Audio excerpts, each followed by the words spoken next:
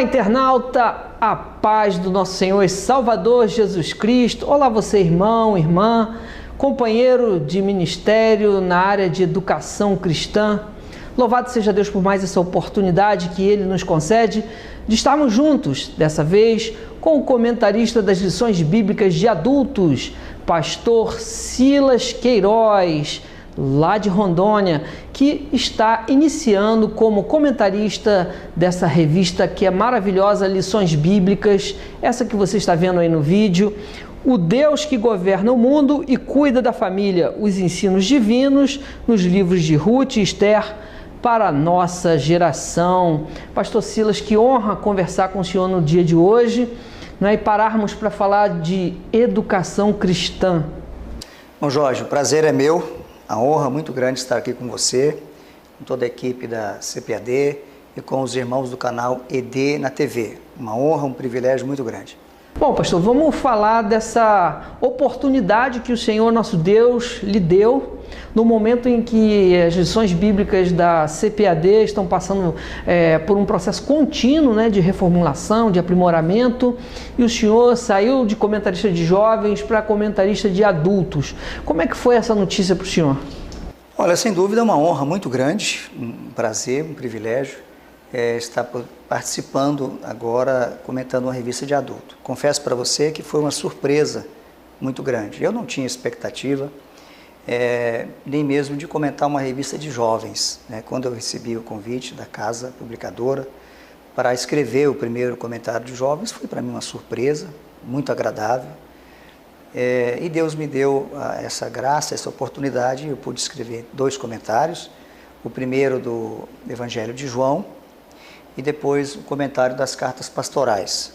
E no ano de 2023, eu tive a honra de receber esse convite para escrever o comentário dos livros de Ruth e de Esther. Foi realmente uma surpresa muito grande e uma sensação assim de muita responsabilidade. Diria para você que eu acredito que eu não tenho nem noção do tamanho da responsabilidade que é, mas estou rogando a Deus que me capacite, que Ele que habilita a gente. De mim mesmo eu não tenho condição para tal, mas a graça de Deus, ela é tanto salvadora quanto capacitadora, e ela nos capacita cada dia. Conta pra gente, como é que foi o processo de elaboração desse comentário que aborda 2 personagens importantíssimas da história dos judeus, dos cristãos, Ruth e Esther? Inicialmente é muito importante a forma como a casa trabalha, que ela já obviamente define o tema central do trimestre e traça um roteiro das lições, as 13 lições, os títulos já são definidos e um esquema, os tópicos que serão desenvolvidos. Isso já facilita muito, porque há uma delimitação do tema. Geralmente os comentários abertos do livro são muito vastos, mas com esse esquema que a casa proporciona, você já tem condições mais ou menos de haver uma delimitação. É claro que quando você vai comentar um livro, você tem que partir do macro para o micro, do geral para o específico. Então o primeiro ponto é tomar um conhecimento mais próximo dos livros.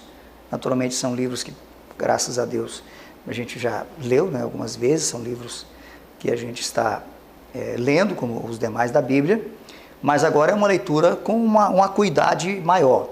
E depois selecionar um material bibliográfico, que são fontes, para você conhecer os pensamentos, as vertentes em relação àquele assunto. São livros históricos que estão encravados aí em 2 momentos diferentes da história de Israel e que tem todo aí um panorama. Então, traçar um panorama do Antigo Testamento é fundamental. E o livro de Esther, especialmente, ele está num contexto histórico também muito relevante.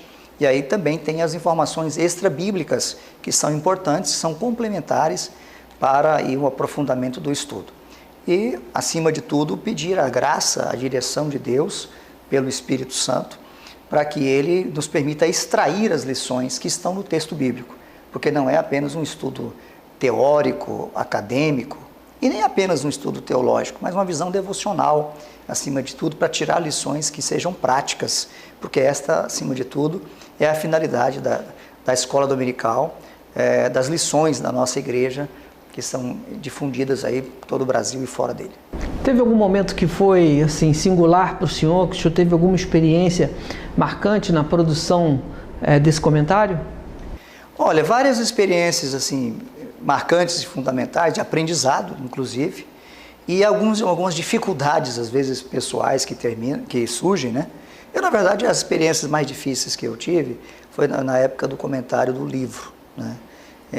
Algumas mudanças assim, de organização na vida, e às vezes até questões profissionais, que me pareceu que às vezes teria alguma implicação espiritual. Não querendo espiritualizar, mas talvez tem coisas que às vezes surgem para poder dificultar um pouco, mas são desafios próprios, né, de todo o trabalho espiritual. Mas, no mais, Deus abençoou e fluiu, né? Houve uma fluência, pela graça de Deus, muito boa, na preparação da lição, que é feita primeiro, né?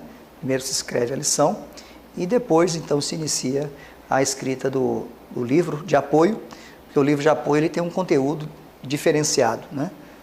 Bem diferenciado. Ele repete algumas coisas que são essenciais, mas no mais é um comentário muito mais ampliado, com muito mais subsídios, até para proporcionar aos professores uma fonte de consulta durante o trimestre. Bom, talvez você que está chegando agora não saiba, mas as lições bíblicas de adultos da CPAD, elas têm um livro de apoio. É um livro onde são expandidos os assuntos, né? Os temas são ampliados a fim de oferecer subsídio e orientação extra para professores e também aquelas pessoas que desejam conhecer um pouco mais da teologia que está sendo estudada no trimestre. Então eu convido você a adquirir o livro do trimestre. Ele está disponível nas principais livrarias do Brasil, no cpad.com.br e nas lojas livrarias CPAD. Pastor Silas Queiroz, vamos falar então sobre a personagem em específico. O que as pessoas vão aprender com Esther? Esther, o livro de Esther é um livro extraordinário pela determinação, pela fibra moral de Esther, pela humildade de Esther, pela maneira como ela foi, ela ascendeu ao trono, né, do grande império persa, talvez um dos maiores impérios de todo o tempo, dentro de uma providência divina, né? Esther, uma judia nascida no cativeiro, órfã de pai e mãe, criada pelo primo, né? As marcas do caráter dela, da obediência dela, da sujeição, da submissão, as marcas do seu comportamento pessoal, a maneira como ela achou graça, inclusive já na fase de preparação do concurso, podemos assim chamar, a qual ela foi submetida, né, para até o momento da escolha como nova rainha. Então tudo isso mostra para a gente, ou permite extrair lições na vida de Esther. Mas eu acredito que acima de tudo a fé de Esther, quando ela se dispôs a ir até a presença do rei Assuero, num período que ela não estava convidada para ir, naqueles 30 dias, ela primeiro roga que todos os judeus jejuem. É uma prova de fé. E ela própria também, junto com as suas moças, né, ela se põe a jejuar durante 3 dias e depois comparece diante do rei, é recebida por ele. Aí eu destacaria o equilíbrio emocional, porque primeiro aquele momento difícil de enfrentar a presença de um grande imperador, mesmo sendo rainha, mas a lei à época, se a pessoa fosse sem ser chamada, seria morta. Então, quando ele estende o cetro e a recebe, então naquele primeiro momento já foi um alívio para ela. Mas qual era o objetivo dela? Denunciar o plano de Amã, mas não era o momento, né? Então, ela simplesmente, diante daquela proposta do imperador, olha, pede o que você quiser, que até a metade do reino eu te darei. Que na verdade é uma expressão aí hiperbólica, né? Se entende assim, porque era uma forma de dizer, olha, eu quero te atender aí com o que você pedir. Mas não é literal, né? Certamente não daria metade do reino. Mas ela não pede nada naquele momento. Pede apenas para que vá a um banquete que ela preparou, ele vai junto com Amã. Nesse primeiro banquete ele repete para ela a proposta e ela apenas agenda um outro banquete. Então eu vejo aí como ela estava sintonizada com a vontade de Deus. Porque foi entre o primeiro e o segundo banquete que tudo foi mudado. Naquela noite, né, em que o rei perde o sono, vai ler as crônicas, encontra o registro de um feito histórico de Mardoqueu e resolve honrá-lo. Então, no outro banquete do dia seguinte, o cenário era totalmente diferente. Então era um momento agora de revelar o plano de Amã, né, o plano odioso de Amã, que era o extermínio de todos os judeus de todas as províncias, né, 127 províncias no vastíssimo Império Persa. Então, assim, essas características aí, muito tenazes, assim, do caráter, da fé de Esther, do seu equilíbrio, eu acho isso aí muito relevante e inspirador para as mulheres e para todos nós, né?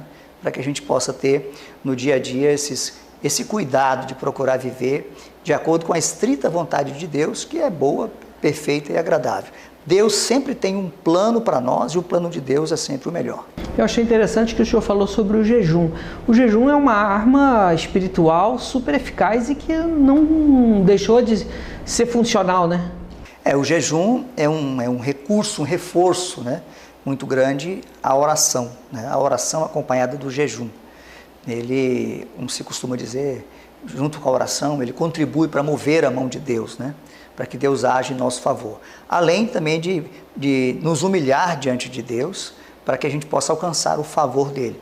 Então o jejum foi largamente usado pelos homens piedosos do Antigo Testamento e também do Novo Testamento. O maior exemplo, né, um exemplo do Senhor Jesus, que buscou, né, a bênção do Pai, né, ele como homem precisava, não como o Filho de Deus, mas como o homem, 100% homem, ele precisava, então, que o Pai, que o Espírito, né, de Deus viesse sobre ele, como veio, ungiu e o capacitou para exercer o ministério. Assim como ele, nós precisamos mais ainda, né, porque nós estamos na natureza pecaminosa, a qual ele nunca teve. Então, nós mais ainda precisamos das armas espirituais e dentre elas o jejum. É que faremos muito bem se colocarmos o jejum na nossa agenda semanal, né, tirar momentos para consagrar a nossa vida a Deus, nos abstendo da ingestão de alimentos, né, que é a prática do jejum, para aqueles que evidentemente que podem fazê-lo, porque talvez alguns por alguma situação de saúde, talvez não podem, mas enquanto pudermos, temos que fazer e Deus nos recompensa por isso. Amém.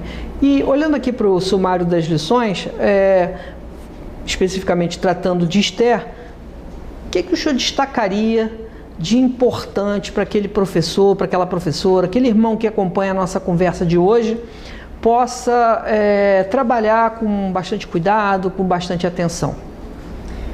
Olha, o livro de Esther, um ponto que eu acho que na literatura, pelo menos nos comentários, existem opiniões diferentes, é sobre a conduta da rainha Vasti.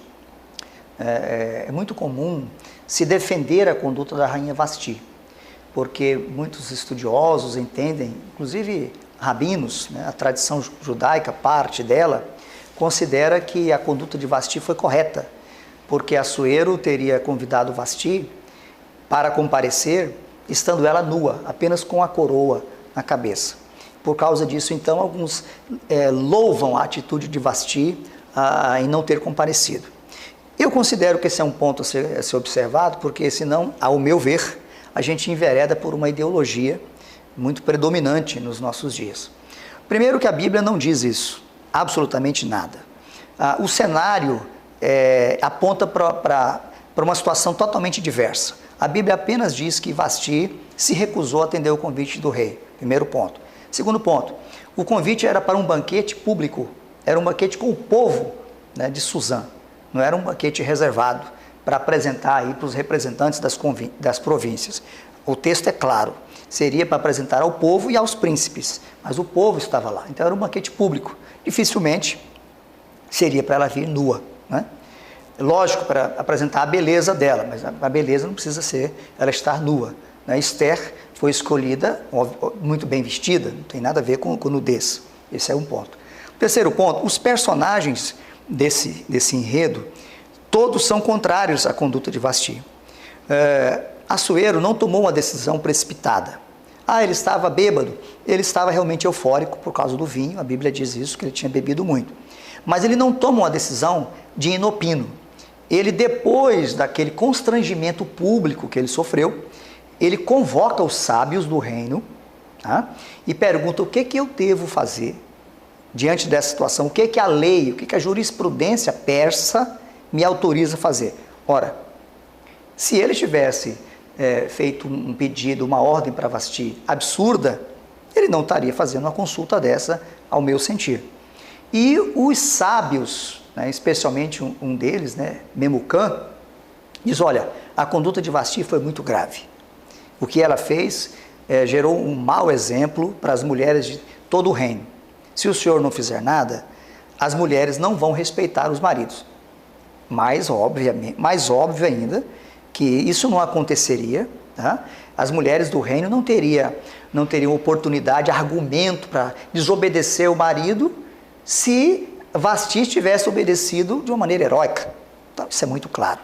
Então ele disse, olha, os sábios disseram, nós aconselhamos que o senhor faça a deposição dela do cargo de rainha. E assim ele fez. Então isso tem que considerar. Outro ponto muito relevante é que se nós dissermos que a deposição de Vasti foi injusta, nós vamos deslegitimar a ascensão de Esther. O que não é bíblico, né? Não é bíblico. É como se Esther estivesse usurpando o trono. Nossa, Vasti, coitada, foi deposta injustamente e uma judia tomou o lugar dela. Então, a gente tem que ter muito cuidado para fazer a exegese bíblica, né, correta, e não a exegese, né, que é você colocar no texto que o texto não fala. Então nós temos que extrair do texto o que tem no texto. Talvez seja um dos pontos que eu destacaria assim, para a gente ter uma relevância, porque eu acho que esse é um assunto, inclusive, transversal, né, em toda essa lição, né? O devido comportamento honroso da mulher, e a mulher pode ser muito usada por Deus dentro do cumprimento do seu papel. E Esther foi uma delas. Agora, nesse livro ainda tem possibilidades do professor explorar lições espirituais fortíssimas com os alunos, né? Sim, tanto no caso de Esther como no de Ruth. A história de Ruth também é uma história belíssima, né? A história da família de Elimeleque, que deixa Belém num período de fome, né? E vai para Moabe, né? Para buscar ali alimentos, e lá uma tragédia, ele morre, depois morrem os filhos, e fica a viúva, né? Viúva dele, de Elimeleque, Noemi, e a viúva, as viúvas dos filhos, Malom e Quilion, Ruth e Orfa, né? Que eram moabitas. E agora Noemi decide voltar, porque houve a notícia de que Deus havia visitado a nação de Israel e havia pão em Belém. E aí a primeira lição, tem várias lições, uma delas que a gente destaca aí é a estatura moral e emocional de Noemi. Porque Noemi, ela não agiu pelo vitimismo, né? Ela não explorou o sentimento dela, não foi autopiedosa. Ela preferiu que as suas noras ficassem em Moabe, insistiu para que elas ficassem, porque ela não teria condições de gerar mais filhos, né? Pela idade que ela estava, enfim. Então esse desprendimento dela, essa coragem de fazer uma viagem difícil, de 120 quilômetros, talvez até um pouco mais, né? Lá dos planaltos de Moabe, descendo ao Vale do Jordão e voltando até Belém. Então ela se dispôs a fazer isso. Então a gente aprende com Noemi a que nós não devemos ser autopiedosos. Nossos relacionamentos, para que eles sejam saudáveis com as pessoas, tem que haver uma reciprocidade mútua aí, voluntária, né? O vitimismo não faz bem. Ela não ficou dizendo, eu já sou velha, não me deixem só. Não, ela não fez isso. E Ruth voluntariamente decidiu acompanhá-la, né? Ali também por uma questão espiritual. Aí nós vemos um bom relacionamento entre as duas e como Noemi influenciou Ruth espiritualmente, porque ela disse, o teu povo é o meu povo e o teu Deus é o meu Deus. Então houve uma conversão espiritual. Então esse relacionamento de sogra e nora no livro de Ruth é uma das coisas que a gente pode destacar dentre muitas outras. Muito bem, que alegria ter você conosco nesta programação e hoje com o pastor Silas Queiroz, que está estreando como comentarista das lições bíblicas da faixa etária de adultos, pois é uma temática incrivelmente importante. Estávamos falando sobre Noemi, Uma idosa que soube envelhecer, né, pastor? Perfeito. O exemplo dela é muito forte, né? O exemplo de esposa, o exemplo de mãe e o exemplo de sogra, né? Quando a gente estuda o livro de Ruth, a gente observa as várias lições espirituais que Ruth aprendeu, conseguiu extrair do relacionamento dela com Noemi. Eu até diria que Noemi foi uma educadora cristã extraordinária, né? Por exemplo, quando Ruth chega juntamente com ela em Belém, ela espontaneamente diz assim: me deixa ir aos campos respigar. Por quê? Porque certamente Noemi já tinha falado para ela daquela lei, né, que permitia, que determinava, na verdade, que os ricos, né, não devessem colher todos os grãos, né, aqueles que caíam teriam que ficar, os cantos também da plantação tinham que ficar para os pobres. Então isso é muito importante. Quando também trata do parente remidor, trata do resgatador, são todas leis de Israel que a gente observa que Ruth já conhecia, porque certamente Noemi transmitiu. Então Noemi foi aquela sogra que cumpriu aquilo que a palavra de Deus diz: as mulheres mais velhas ensinem as mais novas, né, a serem boas donas de casa, mulheres puras, castas, assim por diante. Então há esse valor aí do emprego da família, a educação na família, né, que é muito importante. A gente vê isso claramente no exemplo de Noemi. A Noemi também foi uma mulher que deu sábios conselhos para Ruth, né? Inclusive quando ela decide que ela vá até o campo, né, onde estava Boaz, joeirando, né, separando ali o cereal da palha, limpando o trigo, peneirando o cereal, ela então orienta que de maneira muito tenaz ela se deite aos pés, sem que seja percebida e tal, e que o restante ele iria saber fazer, e de fato ocorreu. Então eram conselhos assim, inclusive que tinha que ser cumprido muito à risca. E nesse ponto eu destaco o papel da obediência, que obedecer não significa entender, né? Certamente Ruth não entendia todo aquele processo, mas ela soube obedecer. E uma frase que ela disse para Noemi foi assim: tudo que me disseres eu farei. Então a lição da obediência é muito forte nesse aspecto. A gente vive numa geração em que se quer entender para obedecer, e a obediência muitas vezes impõe a gente acolher o que os nossos superiores determinam sem entender. Imagine se uma criança tiver que entender tudo para poder obedecer. Então, assim, só para respondendo pontualmente o que você falou, essas lições foram muito pontuais, né? Esse ensino muito pontual dessas práticas, e Ruth teve essa tenacidade também em acolher e cumprir, e por isso foi grandemente abençoada. Agora, Boaz é um personagem fundamental como testemunho de uma fé viva, né? A Bíblia apresenta Boaz como um homem valente, né? Um homem poderoso, que mostra ali o aspecto econômico dele, um homem rico, mas há um homem de uma fibra moral muito grande. Um homem íntegro, né? Um homem íntegro e cavalheiro, né? A gente destaca isso, inclusive, na lição, que a santidade não exclui a ternura, né? Ele era um homem santo, puro, mas muito terno.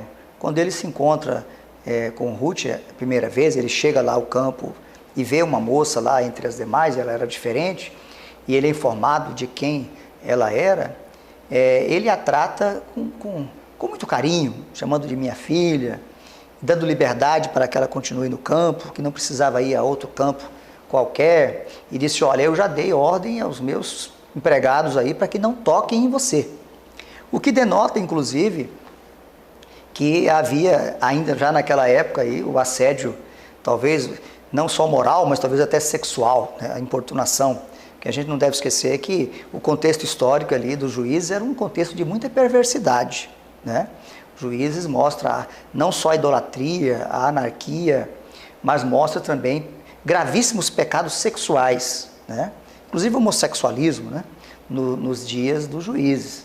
Então, essa ordem que Boaz deu mostra também o caráter dele.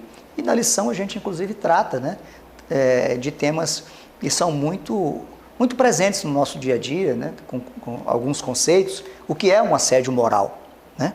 E o que não é um assédio moral, né? Nas relações de trabalho, né? Que às vezes também existem extremos, tudo se imagina que é assédio moral. Às vezes, cobrar um resultado, uma produção, uma eficiência de um trabalhador não é assédio moral, né?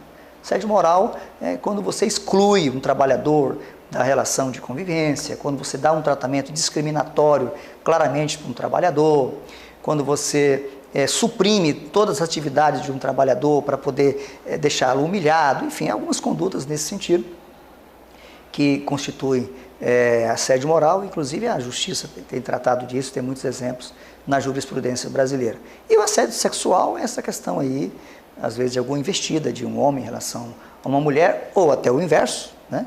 Que acontece também. Então a lição trata também desses pontos contemporâneos, desses assuntos contemporâneos, que a gente encontra tudo nessa relação aí.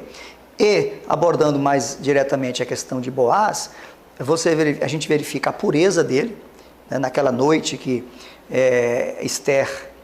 Ruth passa a noite aos seus pés, né, porque ela permaneceu ali à noite, saiu bem cedo, mas com absoluta ternura, com absoluto respeito, porque ele diz, olha, eu sou realmente um parente remidor, mas tem um mais chegado do que eu, então eu preciso resolver essa questão. Então um homem ético, um homem honesto, um homem respeitador. E no outro dia, então, ele chamou o parente mais chegado e falou, olha, as terras de Noemi estão aí para ser adquiridas, né, que eram de Elimeleque, você vai adquirir ou não? Ele falou, não, eu vou adquirir. Ele falou, então tá bom, você pode adquirir, mas quem for adquirir tem que casar também com a viúva de Malom, um dos filhos de Elimeleque. Aí o remidor, o resgatador, abre mão porque não queria comprometer a herança dele, né? Os filhos que já tinha, certamente era um homem casado, já tinha filhos. E aí então abre mão e Boaz se torna o resgatador. Então a gente vê na conduta de Boaz uma conduta exemplar. É interessante, eu percebi que o senhor sempre faz uma ponte com o contemporâneo, né? O senhor falou sobre assédio, falou sobre questões assim do dia a dia de hoje, fazendo uma ponte com o ensino bíblico. De que forma os professores precisam fazer esse trabalho em classe a fim de que não suscite algum tipo de problema, de discussão? Dependendo da classe, né, o professor vai ter essa sensibilidade. Tem alguns assuntos que podem ser tratados, discutidos, aprofundados, debatidos, até nessa linha do que é e o que não é, né? Porque hoje existem polos, né? As coisas estão muito polarizadas, né? Um radicalismo muito grande. E o equilíbrio é bom em toda a área da nossa vida. Então, de repente, fazer uma pesquisa sobre esse assunto, sobre esses assuntos, e tratar isso de maneira equilibrada, para que de uma maneira educativa, uma maneira pedagógica, né, os alunos possam entender e possam levar à prática, né, a prática do dia a dia. Então, de repente, até fazer ali, existe na pedagogia, me parece que é tempestade de ideias, uma coisa assim, né? Que às vezes se faz isso em sala de aula, ou separar em grupos. Tem classe que você pode fazer isso, né? Dependendo da faixa etária, embora estamos falando aqui todos de adultos, mas tem uma faixa etária ali intermediária da classe de adultos, talvez uma classe de casais, né, que estuda a lição de adultos, possa haver um debate como esse, que na classe de casais, geralmente, são pessoas que estão no mercado de trabalho. Então é um exemplo que pode gerar, de repente, aí, um aprofundamento e um crescimento espiritual com base nesse tema e muitos outros temas que nós temos aí ao longo das 13 lições deste trimestre. Agora, o Boaz é um personagem que tipifica, né, o Senhor Jesus. Queria que o senhor pudesse fazer um comentário sobre isso. O livro de Ruth é extremamente tipológico, né? Uma das formas de interpretar a Bíblia é a tipologia, né? Através da tipologia bíblica, que é uma hermenêutica perfeitamente aceitável e bíblica. A própria Bíblia está cheia de tipologias. A própria Bíblia, interpretando a Bíblia, mostra as tipologias. E ele ali é tipo de Cristo, né? Cristo como o nosso parente remidor, né? O nosso parentesco com Cristo está fundado em Abraão, que todos somos filhos de Abraão, filhos da promessa. Então, Jesus, como nosso parente mais chegado, ele nos remiu, né? Através do seu sacrifício na cruz do Calvário, ele nos resgatou. E em Cristo nós herdamos as promessas que Deus fez a Abraão, né? Quando ele diz, em ti serão benditas todas as famílias da terra. E essas promessas não excluem os judeus, né?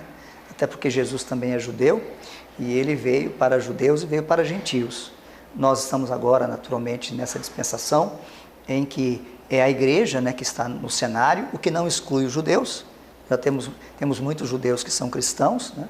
Mas chegará o tempo que haverá uma conversão nacional dos judeus a Cristo, e todos se unirão, como está lá no Evangelho de João, haverá um só rebanho e um só pastor. Então há uma mensagem cristológica profunda, né, tipológica, né? A cristologia está presente no livro de Esther. Pastor, o antissemitismo também é um assunto da hora, contemporâneo, e que segue correlato aqui, segue como ponto, né, também relacionado à lição que o senhor escreveu. O livro de Esther nos permite estudar, discutir, debater esse tema que é tão emergente, é tão atual. O antissemitismo, não com esse termo, naturalmente, porque esse termo ele é moderno, mas a primeira prática antissemita, ou tentativa, né, de uma ação antissemita, foi a ação de Amã, né? Ele queria exterminar todos os judeus. Eu digo que é a primeira prática porque a comunidade judaica com esse nome, ela é pós-exílica, né? O termo judeu, ele começa a ser usado para representar toda a comunidade de Israel, do exílio para cá, do exílio babilônico para cá. Então ali começa esse antissemitismo. Evidentemente que na Idade Média, né, isso foi muito agravado, especialmente a Igreja Católica, né, através da Inquisição. Muitos judeus foram mortos, muitos judeus foram forçados a se converter ao cristianismo, ao catolicismo, e mesmo assim foram perseguidos, foram espoliados, né? A situação, o surgimento dos guetos, né, os bairros excluídos dos judeus por toda a Europa, né?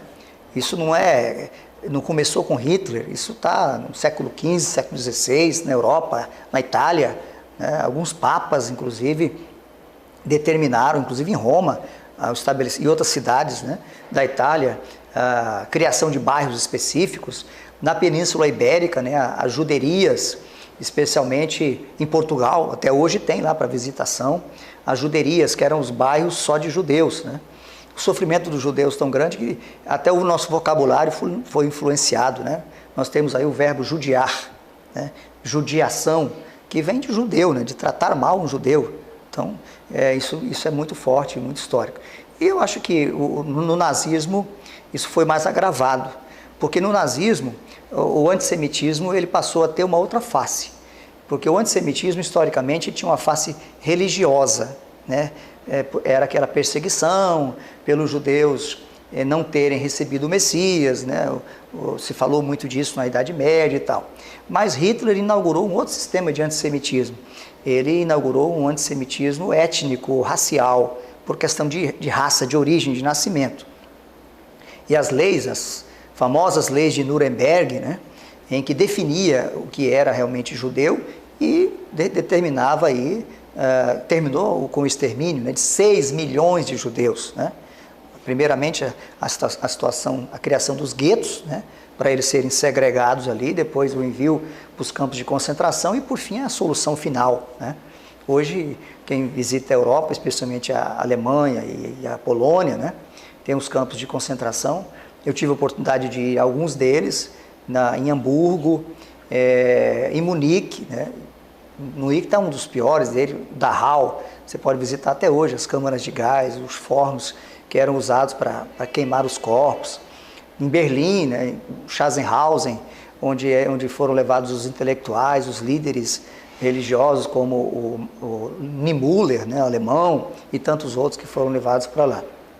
Então, o antissemitismo é um tema. E, ultimamente, agora, depois desse ataque do Hamas na faixa de Gaza, né, que atacou ali o Israel, a partir da faixa de Gaza, o antissemitismo eclodiu. O Mensageiro da Paz está trazendo agora, esses últimos meses, matérias sobre isso, especialmente em universidades, né? Muitas universidades aí sendo palco de manifestações antissemitas.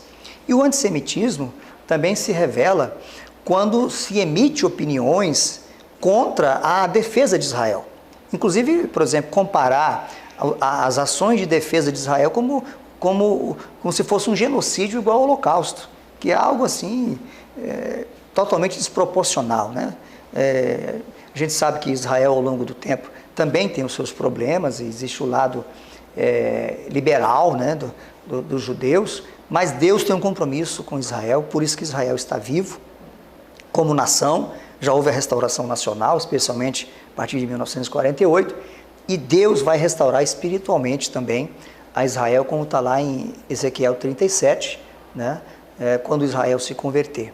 Então esse é um tema profundo, que eu acredito que os professores podem tratar também nas suas aulas nesse próximo trimestre. Muito bem, é muito interessante tudo isso aqui. Você que está acompanhando essa entrevista e que vai militar na escola dominical como professor, tem aí uma gama de assuntos para tratar, de ser realmente feliz e abençoado na sua missão de ensinar. Pastor, nós estamos chegando ao final dessa entrevista, o tempo correu.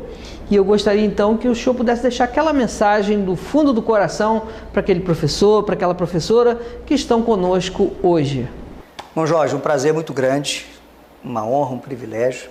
Se você me permite, quero sugerir, né, aos irmãos, nós temos o livro do trimestre, que esses assuntos que tocamos aqui neles e tantos outros são aprofundados no livro, e eu acredito que pode contribuir para o estudo durante o trimestre e também para estar na biblioteca desses irmãos. Quero te agradecer toda a equipe da CPAD, deixar minha gratidão a Deus acima de tudo, pelo privilégio de poder estar contribuindo de alguma forma com a educação bíblica em nosso país. Agradecer ao pastor José Wellington Costa Júnior, que é o presidente da nossa convenção, a CGADB, ao querido pastor José Wellington Bezerra da Costa, nosso presidente do Conselho Administrativo da Casa Publicadora, pessoa que todas as vezes que tive oportunidade de estar com ele, sempre recebe de uma maneira absolutamente carinhosa, né? Eu já pude estar com ele em alguns lugares, inclusive ali em São Paulo, algumas vezes. Quero então deixar aqui um abraço fraterno a todos eles. Ao irmão Ronaldo, diretor executivo, pessoa que Deus tem usado ao longo de muito tempo, muitos anos, para conduzir a Casa Publicadora. Ao pastor Alexandre, que é o diretor de publicações, ao pastor Marcelo, que é o editor da revista de adultos, meu abraço fraterno, minha saudação também à irmã Thelma, pelo tempo que estive em contato com ela na lição de jovens, e a equipe toda, né? Aqui o setor de jornalismo, todos os amigos que estão aqui na Casa Publicadora. Quero também externar minha saudação aos irmãos de Rondônia, na pessoa do pastor Nelson Luterberg, que é o presidente da nossa convenção, de uma forma bem especial aos irmãos da minha cidade, de Ji-Paraná, a minha família, se você me permite, né? A minha esposa, Jocineide, meus filhos, o Júnior, a Carol, o Gabriel, que me apoiaram durante todo esse processo, a minha mãe, ao pastor Sadraque Muniz, que nos preside lá em Ji-Paraná. E a cada um dos professores, que Deus abençoe você, professor, nessa missão tão grande. Eu sempre tenho dito nas congregações, onde Deus tem me dado a oportunidade de estar, que se um professor conseguir desempenhar com dedicação, com afinco, a missão de cuidar da sua classe, estará fazendo um grande serviço ao reino de Deus. Porque isso não é apenas, não se resume apenas a ministrar aquela aula durante a semana, durante o domingo, naqueles 50 minutos. Mas tem toda uma preparação espiritual, de estudo, de leitura durante a semana, tem a oração pela classe, a oração pelos alunos e também as visitas, né, que o professor faz, o acompanhamento, aquela mensagem pelo WhatsApp, aquela ligação para acompanhar. Então que Deus abençoe você, professor, nessa missão tão nobre e tão fundamental. Extensivo aos superintendentes, aos secretários, todo o apoio. Olha, Jorge, tem muita gente nesse Brasil, você sabe disso, você viaja o Brasil inteiro, que tem um empenho muito grande pela escola dominical e esse departamento é fundamental. O ensino bíblico é fundamental para a nossa igreja. Então que Deus abençoe. Conto com as vossas orações para que Deus nos guarde e nos direcione a cada momento, a cada passo da nossa vida, em nome de Jesus.